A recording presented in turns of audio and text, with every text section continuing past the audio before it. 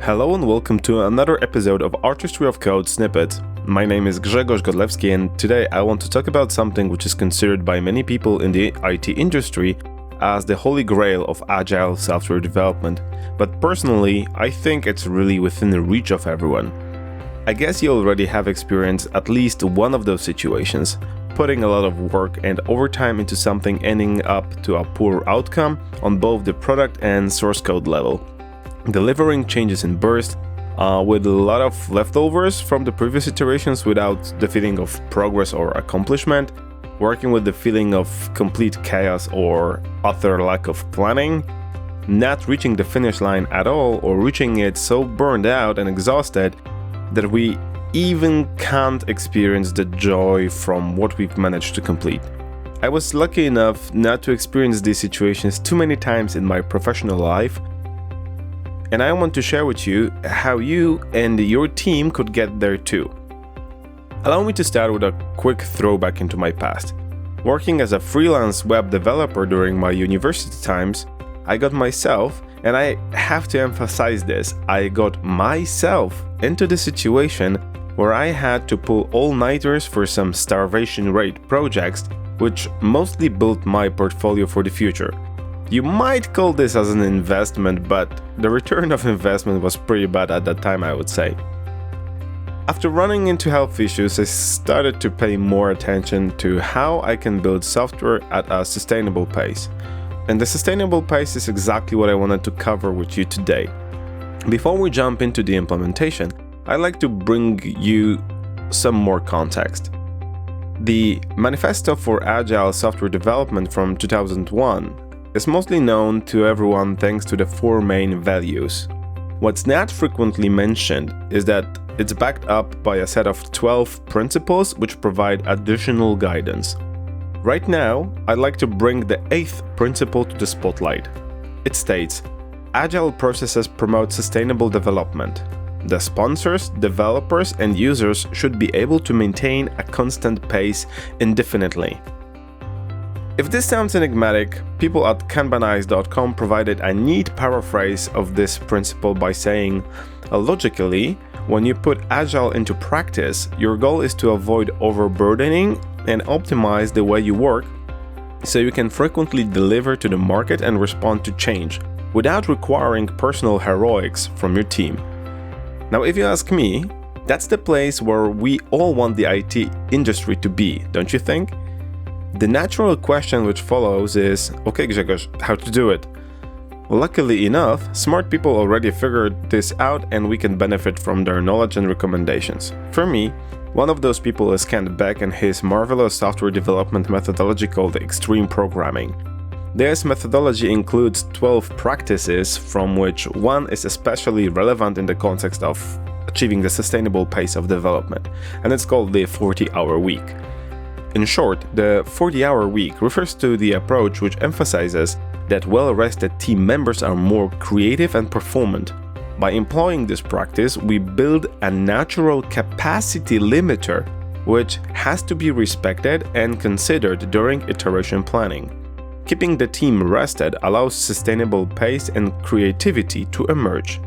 In retrospect, I think the reason why I was so overburdened during my freelancing career was that I didn't understand my personal capacity in the first place. And I define capacity as the amount of time and work which I can accumulate and deliver without pulling heroic all-nighters, which had different consequences later on. And the surprising fact is that the same goes for many teams which I was working with or observed. I'm pretty sure that's part of the team forming cycle, so each and every team is likely to experience this at some point. If I find myself in such a situation with the Scrum team, I tend to raise the following point during the next retrospective. If we want to deliver on time and with quality, then we need to understand our capacity and discover what's our sustainable velocity, so also pace. In turn, this leads to improvements where we start to monitor the velocity of the team, so effectively implementing the project velocity rule from extreme programming, and the team's overall capacity. The concept is very simple. During the sprint planning phase, we calculate how many man days we have on the team for the sprint.